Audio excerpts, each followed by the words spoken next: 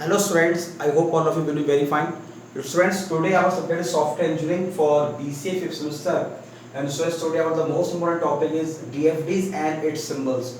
Okay, so data flow diagrams students software engineering में क्या role play करते हैं, इनका क्या यूज है, ये स्टूडेंट आज के लेक्चर में स्टूडेंट हम डिस्कस करेंगे BCA 5th semester software engineering में। इससे पहले जो है हमने स्टूडेंट्स हमने जो है सॉफ्टवेयर क्वालिटी और सॉफ्टवेयर क्वालिटी के क्या एट्रीब्यूट्स हैं ये हमने यूट्यूब पर ऑनलाइन कंप्लीट किया कि हम सॉफ्टवेयर क्वालिटी को हम कैसे मेज़र करें, हम कैसे जो कस्टमर है जो जिसके लिए हम सॉफ्टवेयर डेवलप कर रहे हैं उसकी जो सेटिस्फैक्शन लेवल है हम उसको कैसे बढ़ाएं, बिकॉज बग्स फ्री सॉफ्टवेयर ना बहुत आवश्यक है। हम जो है उसको एक टाइम फ्रेम में बनाएं, राइट टाइम पे हम उसको डिलीवर करें और जो कस्टम की जो स्पेसिफिक रिक्वायरमेंट्स है उसको हम फिलफिल कर सकें। ये स्टूडेंट्स हमने लास्ट वाले चैप्टर में पढ़ा। तो स्टूडेंट इस क्लास में अब स्टूडेंट्स जो है हमारा मोस्ट इंपोर्टेंट टॉपिक है डीएफडी, कि भाई डीएफडी डेटा फ्लो डायग्राम्स क्या होते हैं और इससे हमें सॉफ्टवेयर बनाने में हमें क्या हेल्प मिलती है। तो स्टूडेंट देखिए, जब भी कभी हम कोई सॉफ्टवेयर डेवलप करते हैं तो उससे पहले हम एक स्केच बनाते हैं। तो मतलब डीएफडी क्या है, डीएफडी के अंदर स्टूडेंट कैसे सिंबल्स होते हैं, फंक्शंस होते हैं जो हमें स्टूडेंट्स अपने डेटा को फ्लो करने में, उसको समझने में हमारी हेल्प करते हैं कि डेटा किस तरह से फ्लो हो रहा है, इनपुट क्या है, आउटपुट क्या है, बीच में कैसे प्रोसेस होगा और फिर हमारा डेटा कहाँ पे स्टोर होगा। तो ये सब चीज़ें जो है वो स्टूडेंट डीएफडी में जो है सीखी जाती हैं। ठीक है स्टूडेंट्स, तो आइए तो समझने की कोशिश करते हैं। जैसे एक स्टूडेंट ने लिखा भी है कि DFD is a way of representing A flow of data through a process. यानी कि डीएफडी क्या है, एक रिप्रेजेंटेशन है डेटा फ्लो का, एक प्रोसेस का और a system. DFD also provides information about the outputs. Yes, एक मतलब जो डेटा फ्लो डायग्राम है वो स्टूडेंट्स हमें एक इंफॉर्मेशन प्रोवाइड कराता है डेटा के बारे में about the output and input of each entity. भाई किसमें हमारा क्या आउटपुट आ रहा है, हम किसमें हम जो है इनपुट दे रहे हैं किसी एंटिटी के अंदर, एंड द प्रोसेस इटसेल्फ, और एक प्रोसेस भी जो है इसके अंदर मूव करता रहता है। DFD has no control flow, there is no reason rules and no loops. Yes, अब स्टूडेंट देखिए इसमें बहुत इंपॉर्टेंट चीज है कि भाई इनका जो है आप सोचें कि भाई कंट्रोल फ्लो किस तरह कौन सी एक्टिविटी मूव कर रही है। तो मतलब ये क्या बेसिक एक रिप्रेजेंटेशन है डेटा को बताने के कि डेटा किस डायरेक्शन में कैसे मूव कर रहा है, कहां पे सेव हो रहा है। ये स्टूडेंट आपको समझना है। यानी data flow diagram is a graphical representation of flow of data through an information system modelling is a process aspects. Often they are preliminary step used to create an overview of the system which can be DFD can also be used for the visualization of data processing. Okay, अब देखो student हम कह सकते हैं कि भाई DFD जो है हमारा एक विजुअलाइजेशन, हमारा रिप्रेजेंटिंग है डेटा को प्रोसेस करने का, कि भाई डेटा कैसे जो है वो प्रोसेस होगा, तो उसको विजुअलाइज करने के लिए हम डीएफडी का हम यूज करते हैं। DFD shows the wide kinds of information will be input to and output from the system.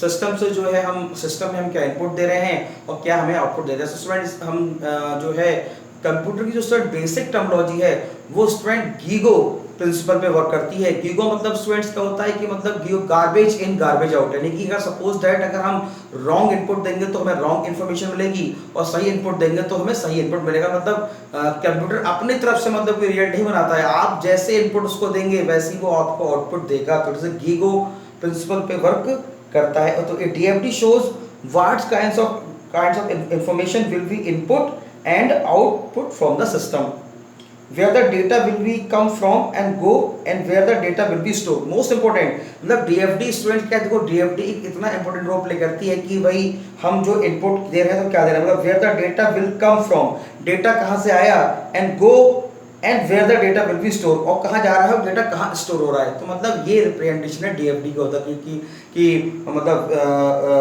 the data will come, where the data will come from and go and where the data will be stored, तो data कहाँ हमारा store होगा। तो ये basic terminology है DFD की, from and go to where the data will be stored. It does not show information about the timing of process. Yes, timing of process मतलब कितनी देर में प्रोसेस, तो मतलब ये टाइमिंग प्रोसेस नहीं होती है इसमें कोई, ठीक है ना। और information about the whether process will operate in a sequence और in a parallel which is shown on a flow chart. तो स्टूडेंट हम फ्लो चार्ट जब बनाते हैं तो मतलब हमें ये सीक्वेंस में चल रहा है, पैरेलली चलता है या किस एक्टिविटी को होने में, तो मतलब ये टाइम मैनेजमेंट टूल नहीं है, ये क्या है, एक रिप्रेजेंटेशन है हमारी एक्टिविटीज का जो हम जो है परफॉर्म करते हैं सॉफ्टवेयर डेवलपमेंट में। चलिए अब स्टूडेंट बात कर लेते हैं हम हमारे कितने प्रकार के डीएफडी होते हैं। तो स्टूडेंट एक तो है हमारा लॉजिकल डीएफडी, एक तो है हमारा लॉजिकल डीएफडी, दूसरा है फिजिकल डीएफडी। तो देखो लॉजिकल डीएफडी क्या होता है कि logical data flow diagram mainly focus on the system process, यानी कि जो सिस्टम प्रोसेस होते हैं उस पे हमारा फोकस करता है हमारा लॉजिकल डीएफडी। उसके बाद स्टूडेंट देखिए हमारा आता है फिजिकल डीएफडी, तो shows how the data flow is actually implemented in the system, कि जो डेटा जो है वो कैसे हमारा फ्लो हो रहा है और उसका एक्चुअल इंप्लीमेंटेशन सिस्टम में क्या है, तो ये स्टूडेंट हमारा बताता है हमारा फिजिकल डीएफडी। ठीक है स्टूडेंट, अब देखिए कुछ सिंबल है, बहुत ही इंपॉर्टेंट सिंबल है कि भाई कौन सा सिंबल किस लिए यूज होता है। तो देखिए स्टूडेंट पहले हमारा है कंपोनेंट्स ऑफ डीएफडी में पहला हमारा आता है प्रोसेस। तो प्रोसेस को स्टूडेंट हम एक सर्कल से हम करते हैं represent. A function or process or a bubble is a represent as a circle. Circle से हम स्टूडेंट जो है इसको हम रिप्रेजेंट करते हैं हमारे प्रोसेस को, यानी जहां भी हमें प्रोसेस की एक्टिविटी शो करानी है हमें अपने फ्लो चार्ट में, वहां पे हम इसको जो है यूज करते हैं, तो विच is shown on a flow chart. तो प्रोसेस का एक function or process or a bubble is A representing using circle and it's transforming incoming data flows and outgoing data flows. मतलब जो है इनकमिंग डेटा फ्लो और outgoing data flow, यानी process को हमारा जो है रिप्रेजेंट करता है सर्कल। सर्कल इज ए जो है is a symbol which is represent the using it transform incoming flows and outgoing data flow. Okay students, चलिए उसके बाद हम बात करते हैं एक्सटर्नल एंटिटी की। तो एक्सटर्नल एंटिटी का एक रेक्टेंगुलर शेप में होता है, एक रेक्टेंगल रिप्रेजेंट। रेक्टेंगल स्टूडेंट हम बोल सकते हैं आयत। आयत आपने स्टूडेंट्स पढ़ा होगा, रेक्टेंगल पढ़ा होगा भाई, कि एक ऐसी मतलब पिक्चर जिसमें मतलब जो है अपोजिट साइड जो होती है इक्वल होती हैं और जो एंगल होता है वो 90 का होता है। ठीक है, तो ये वो हमारा रेक्टेंगल कहलाता है। आपने स्टूडेंट पढ़ा होगा कि rectangle represent an external entity, it defines a source और destination of the system data. मतलब ये क्या करता है, सोर्स को डिफाइन करता है कि डेटा कहाँ से आ रहा है और डेटा कहाँ को जा रहा है।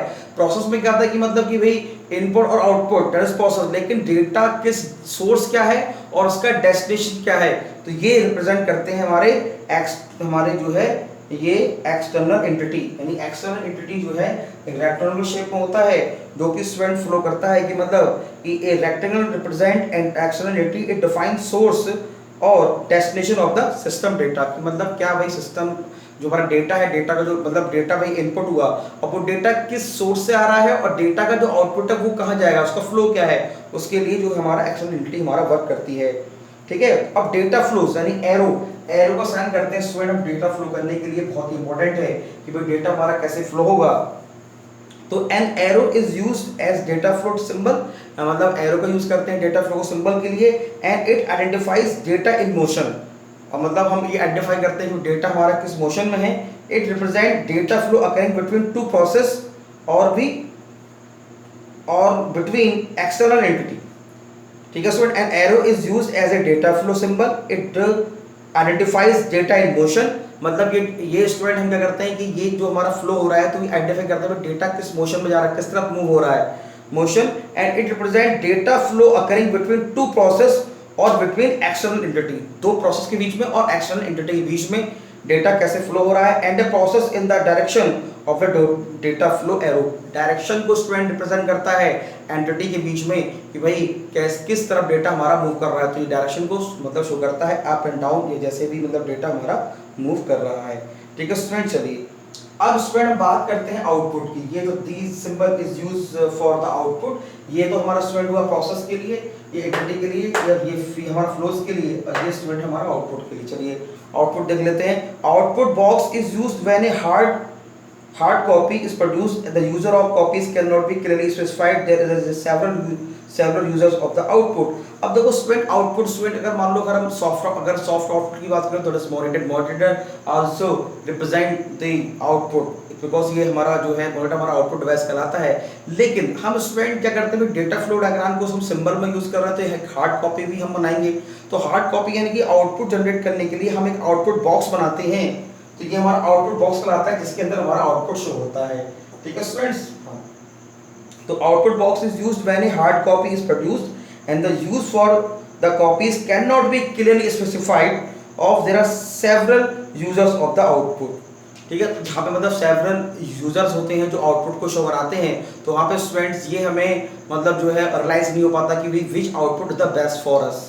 ओके स्टूडेंट, ये हमारा होता है आउटपुट सिंबल। चलिए अब देखो स्टूडेंट, जो बेसिक टर्मिनोलॉजी है कंप्यूटर सिस्टम की, कंप्यूटर सिस्टम हमारा कैसे वर्क करता है, तो स्टूडेंट इनपुट प्रोसेस आउटपुट। हम पहले इनपुट देते हैं, तो वो जो हमारा सीपीयू है उसमें जो हमारी जो हमारे सर्किट्स लगे हुए हैं, just like your RAM, ROM, motherboard, control unit, ALU, तो these are the basic symbols, हम कह सकते हैं बेसिक सर्किट्स हैं जो सभी डेटा को फ्लो करके हमें प्रोसेस करके हमें आउटपुट देते हैं। तो मतलब एक कंप्यूटर की भी स्टूडेंट एक बेसिक टेक्नोलॉजी वर्क करता है, इनपुट प्रोसेस आउटपुट। वैसे ही स्टूडेंट क्या है कि भाई जाहिर सी बात है भाई, प्रोसेस होने के बाद भाई डेटा हमारा कहाँ स्टोर होगा, भाई परमानेंटली डेटा को स्टोर कराना है। तो अगर मान लो अगर रोम की बात करें तो स्टूडेंट बोलते हैं रीड ओनली मेमोरी।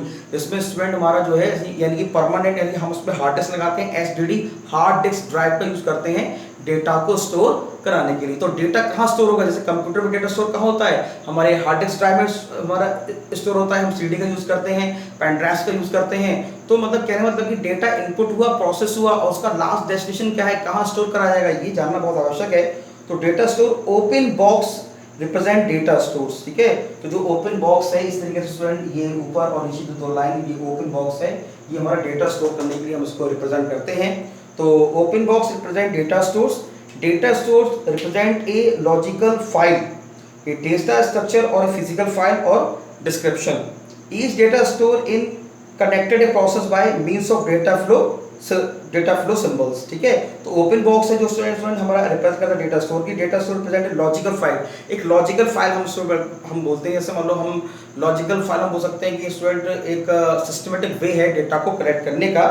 ए डेटा स्ट्रक्चर और फिजिकल फाइल इज डिस्क, और जो फिजिकल फाइल है वो हमारी डिस्क है कि भी हमने जो है उसको मतलब जो है डिस्क ड्राइव में जाके सेव किया है, तो वो हमारी फिजिकल फाइल हो गई। और जो हमारा डेटा का जो रिप्रेजेंटेशन है, ये हमारा लॉजिकल रिप्रेजेंटेशन है हम डेटा का। तो हम इसको हम because all this symbols is a logic, all the symbol is a logic, these are not physical entity of the system, this is the process in which manner the data is input, process and output. Okay students, so open box represent data stores and data store represent a logical file and a data structure or a physical file or disk. Each data store in a connected to process by means of data flow symbols, ठीक है। तो मतलब हर एक जो हमारा जो data है जो प्रोसेस होता है वो सिंबल के द्वारा प्रोसेस होता है। तो ये डीएफडी स्टूडेंट हमें बहुत हेल्प करते हैं हमारे डेटा को फ्लो अप करने के लिए, स्टोर करने के लिए, इनपुट के लिए, प्रोसेस के लिए, आउटपुट के लिए, ताकि हम जान सकें कि भाई डेटा हमारा कैसे मूव कर। इससे स्टूडेंट क्या होता है, जो हमारे डेवलपर्स होते हैं उन्हें स्टूडेंट्स काफ़ी हेल्प मिलती है। और डेटा फ्लो चार्ट के बाद वो स्टूडेंट एल्गोरिथम लिखते हैं। एल्गोरिथम स्टूडेंट्स क्या होती है, स्टेप बाय स्टेप सीक्वेंस में लिखी गई वो प्रोसेस होते हैं, जिनके द्वारा फिर उसके बाद फिर स्टूडेंट जो है सॉफ्टवेयर कोड को डेवलप करते हैं by the in programming manner. Okay student, तो these are the very important step for develop a unique software for the right time, for the right place, by the right people, for the right customer and for the delivery on right time in a specific budget. Okay student, तो हमने ये student बहुत ही important topic आज हमने discuss किया। ये student आपको जो है एग्जाम में क्वेश्चन आ रहा है कि what are DFDs, describe its symbols, illustrate with the suitable examples. Okay student, तो आप उसको समझिए, देख के स्टूडेंट्स की नोट्स बनाइए और अपने सिलेबस को कंप्लीट कीजिए। Okay students, thank you very much.